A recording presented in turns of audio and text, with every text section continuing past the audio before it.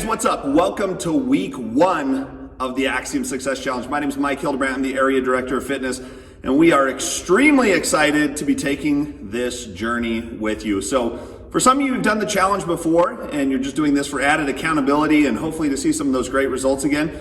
For others, this is the first time that you've ever done the Axiom Success Challenge before, and we welcome both of you to the challenge. So we have some exciting things going on during these 8 weeks, and this will undoubtedly be a fantastic opportunity for you to really push yourself and accomplish some of those goals that hopefully you've set for yourselves initially. And if you have not really determined your goal for the Axiom Success Challenge, that's okay, but I would encourage you to do that. So go home today, or if you're at home, write it down, put it in your phone, share with your friends. What exactly is it that you would like to accomplish during these 8 weeks? And perhaps it is a body fat reduction. After all, that is what the challenge is judged based off of, but it's okay if you have a different goal as well. Maybe you want to improve your stamina, increase your energy, or possibly see some visual changes throughout your body. Those are all great goals to have.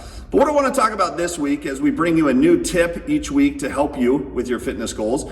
So I want to talk to you a little bit about the importance of nutrition. We always like to talk about this during the first week because it is one of our pillars of fitness, and it undoubtedly plays a tremendous role in changing your body composition and reducing your body fat percentage. So a lot of people get confused on how to log their food, how to track their food, and even how much food to eat. And if you don't know all that right now, that's okay. What I am going to share with you today is a way to really track your food. And if you do nothing else this week, what I would love for you to do is download a free app like MyFitnessPal, where you can track the food that you eat and determine how many calories you're consuming on a daily basis. Oftentimes, without even having a specific goal in mind for how many calories you're consuming, you'll start to make better choices just because of the awareness of the calories that you're putting into your body, okay? So check out this video. It's just a simple way that I use to go ahead and log my food.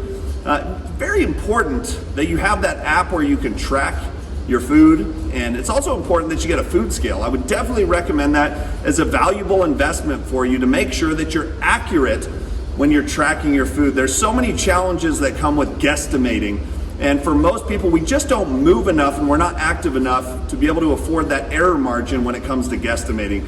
So pick up a good food scale. I got mine at Costco for about 15 bucks, and you can find them on Amazon or all over the place, really reasonable. It is a valuable investment, but check out this video. Happy food logging. If you have any questions, definitely let us know. We'll see you back here next week. I'm going to be showing you an example where I do a chicken, broccoli, and rice meal here. Great sources of protein and carbohydrates, and of course vegetables as well. So I start by putting some rice in the rice cooker and then adding water onto that. Now a lot of rice cookers have this convenient area where you can add vegetables in to lightly steam on top. And then comes the chicken breasts. I lay them out on a cooking sheet here. And I'm just going to add a little bit of a lower calorie barbecue sauce to this so I get that nice barbecue flavor. A lot of that will cook out as well, but I still try not to add too much. Simply smear that in there to try and get that nice even flavor all across the chicken. And then I'm going to lay those out and prepare for the seasoning. So we have garlic salt that I like to add on there. A little bit of garlic salt. I don't go too heavy with that, but a light seasoning on there can definitely make that a little more enjoyable. I cook this at 400 degrees on the grill. I use a Traeger that I really enjoy. A regular grill works fine. We're going to go until those are 160 degrees minimum internal temperature, ideally 165 for the finished temperature.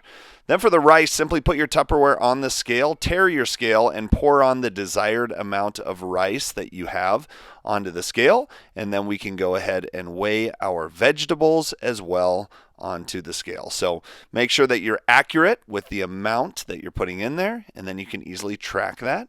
Next comes the chicken breast. So I like to cut that in there into small pieces, so that's easy and convenient to eat. For me, I'm aiming for 7 ounces here, and that is your meal prep.